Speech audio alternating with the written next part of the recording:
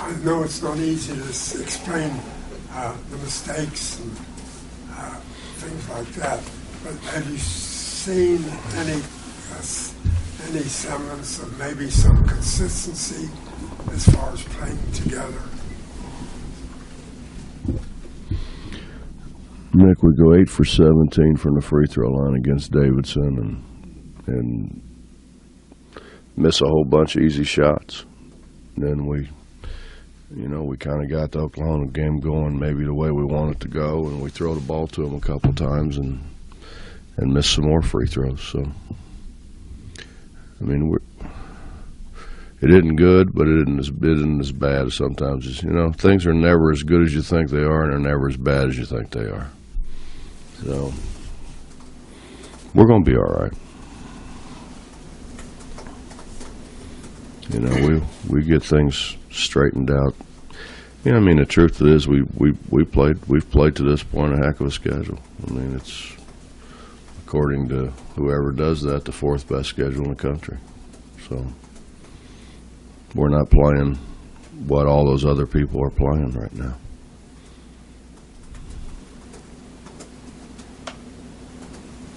Not all those other people, but the majority of those other people. Politically correct. All the 3. So how do you say you're not as bad and you'll get it turned around, but how do you accomplish that while in the throes of something that has to be really frustrating for you and everybody else concerned here, and not kind of lose it right now? We're not going to lose it. That's 31 years we've never lost it. You got to learn from your mistakes, and it hasn't been, if it was just one guy, then you can fix it. But it's been a whole bunch of different guys, and we're learning, and they're doing their. We did a better job running offense yesterday in practice than we have all year. And, we've got to score points. It's, I think what Jabari goes like whatever he went, 3 for 4 and then misses the next 6. We just got to do a better job. We got to do a better job. Dennis has got to do a better job finishing around the rim. But that's not just Dennis. Oklahoma game, we got a layup, and Dom misses a wide open layup. And then we have 3 2-on-1s and don't finish any of the 2-on-1s. And the crazy thing about it is because we're going to try to play faster, we've worked more on 2-on-1s and 3-on-2s and 4-on-3s than we have since I've been here.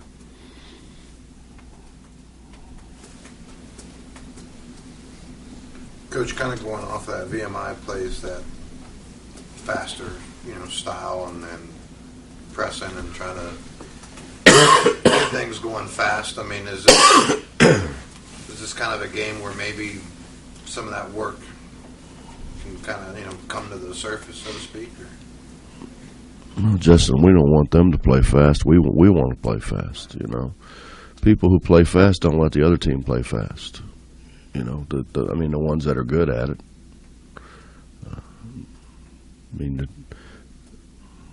Most people who get a lot of transition baskets get a lot of it off their defense.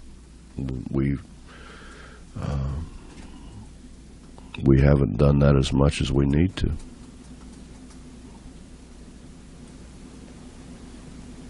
And, we're, for as much as we think we're maybe a veteran team, we're not. We're not a veteran team in playing the way that we're trying to play. I told you guys in the beginning that Wani practiced every day last year. Eric didn't. Eric had a broken hand. They put a pin in it. Why you want to try to rush him back when he's not going to play. So he's really a first-year guy. So what kind of style do you see this game then tomorrow? And, you're talking about a team that, is averaging, for VMI, is averaging, 84, 85 a game? I mean, what do you see? I mean, obviously you're probably not going to let them score that many, but... Well, you take opportunities that are there. You don't force things, but you take opportunities that are there. Our game's about creating numbers. You want to create 2-on-1s. You want to create 3-on-2s. You always, and that's what everybody does. That's what good offense is creating numbers. You try to create the numbers in your favor. And if we have numbers, which is what, we've always done. If we have numbers, we want to attack. If you don't have numbers, then you run offense. What we haven't done is we've done such a poor job of running offense that we haven't given it time to create numbers. We haven't, you say run offense, and all of a sudden we pass it and make a couple half-hearted cuts and run out and ball screen. And we have not, as hard as, we spent time on it because we thought that was something that we would be able to do. We haven't done a very good job of taking advantage of ball screens. We have to do a better job of taking advantage of ball screens. But it shouldn't just be a ball screen, One thing that is, I guess, hard to understand is you're having problems shooting the ball, and you're shooting under 40%. Mm-hmm. Yet almost every kid that you have played was a scorer at one time in high school or wherever. I know they spent their time in the gym since they were 5 years old shooting the ball. Why does that happen? Well, Bob, there are scorers that don't shoot the ball real well. I don't think any of us would say, Kevin Jones was a great shooter, but he got us 20 a game.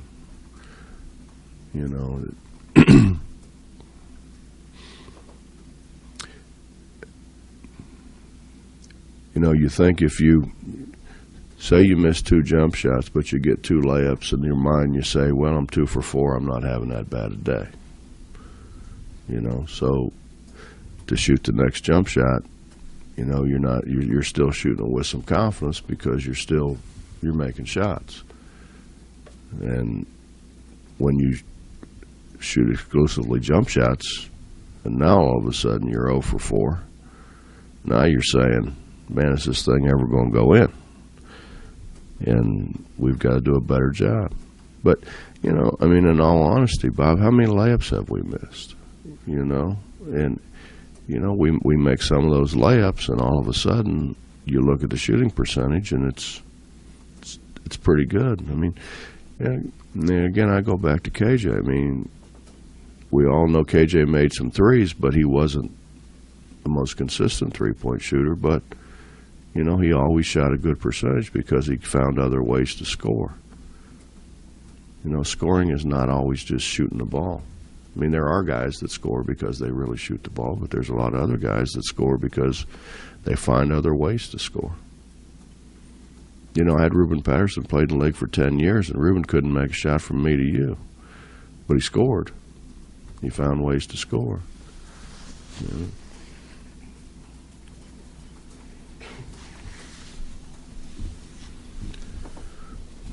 KJ was very good offensive rebounder, got a lot of points that way. Is there anybody on this team that can do that?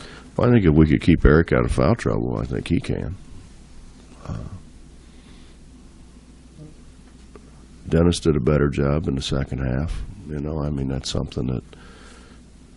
But that we had a couple flurries where we got 3 shots from 2 feet and didn't make any of them. We got to do a better job of making shots.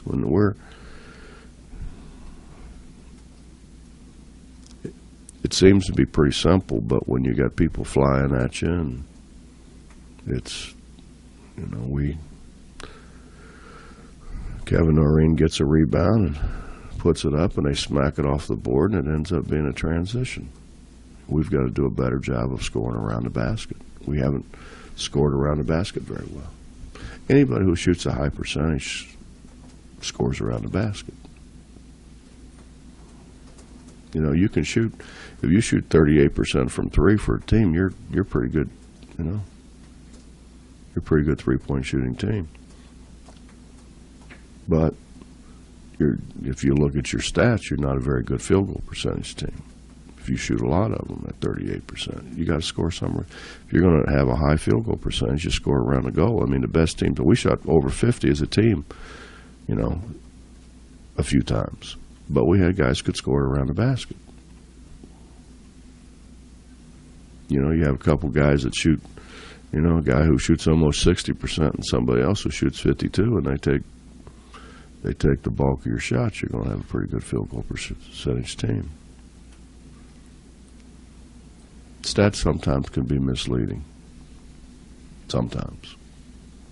With regard to your schedule, you've had some gaps, and you're looking at 6 games in the first 25 days or so. Does that, I know practice is nice, but games are usually the best way to go. Is that prohibitive at all in trying to tighten things up quicker? No, I think it'll help us. Good. Yeah, I really do. I think it'll help us. Because you can just focus a little bit better. I mean, if it's a game, there's so many things going on, you control the practice environment. Well, it's hard to simulate games in practice. That's why, you know, if you know, high school guys scrimmage as many times as they can scrimmage. You know, you scrimmage against somebody else. It helps you.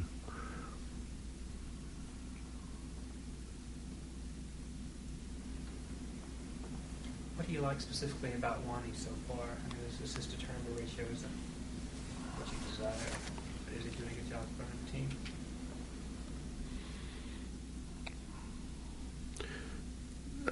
I mean, yeah, no. I mean, I don't think he's done as good a job on ball screens. You know, attacking people on ball screens is what maybe we thought he would, but I mean, he's getting us into offense. You know, I said last night, I mean, I may be wrong, but if I'm wrong, I'm not wrong by much. Ruoff has as many assists as Darius did, and everybody, and rightfully so, said Darius was a heck of a point guard. But our point guard don't have the ball all the time. You know, when you play motion, and so many more guys touch the ball, so many more guys have an opportunity to make an assist. And in the end, I really believe at the end of the day it makes you better because you have more guys who can handle the ball, more guys that can make passes, more guys that can make decisions. So pressure shouldn't bother you as much because you have more guys that can make decisions. You know, that doesn't happen overnight. I mean, the truth is we could have played some people and we could have been, whatever, 4-0 right now, and everybody would think, you know, they're going to be really good. But we didn't. You know, we came out of the gate playing people pretty good. Coach, you were talking the other night about some guys, excuse me, some guys just haven't stepped up and said, okay, this is going to be my spot. Do you feel good with who your starting five is going to be? First couple of guys off the bench as far as the rotation goes, or are you still searching for those? Well, we've basically started 4 guys at 4 spots, and then the other spot we've kind of tried to figure out who was playing better that day. Justin, I don't think that matters, honestly. I mean, I think it's you know, if you have 5 guys that are playing consistently, whether they start or not, you know. I mean, I think I told you. I mean, you look, Darnell Burton is one of the top 10 scorers in the history of Cincinnati basketball. He never started a game for me because I thought he was so effective coming off the bench, and he could come in and change games for us. And so he never started a game. Terrence Gibson never started a game until we got 2 guys hurt in the NCAA tournament, and I started him because he was a game changer. He could come in and change. He did it different. They were different. Darnell could make shots. Terrence just really turned up the defensive pressure. But, you know, there isn't any question they were one of our 5 best players. You know, so the you know, who starts and who doesn't start, I don't think is. Do you feel comfortable with 5 guys in general playing consistently? Well, we haven't. We haven't. But then again, Justin, if we hadn't played who we played, I think everybody'd be saying, you know, man, it'll be hard to figure out which one of those guys you want to start, because for other reasons, you know, not that they haven't played well, but you know that you got, you know, some good players at that position. You know, I mean, people would say, well, you know, how do you figure out where they're going to start Gary Brown or Jabari Hines?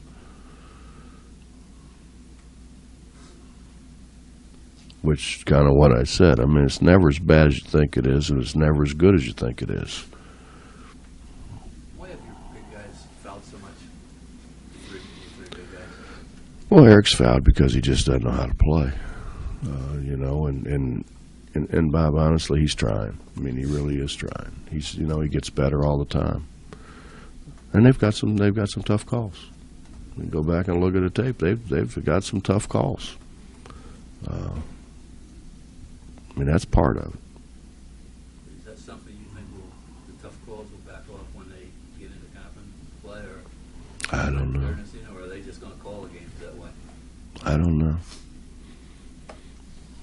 I mean, I think there's been instances, but I mean, and I'm not saying it's just us, but there's instances where guys go to the basket and there's a foul and no one touches them. And you know, I mean, that's just not us. I'm just saying those guys miss calls. You know, what I try to explain to them is, like, you know, you say how many fouls you get. They said 5. I said, no, you don't. You get 4. The 5th one, you're out. So you've got 4 fouls.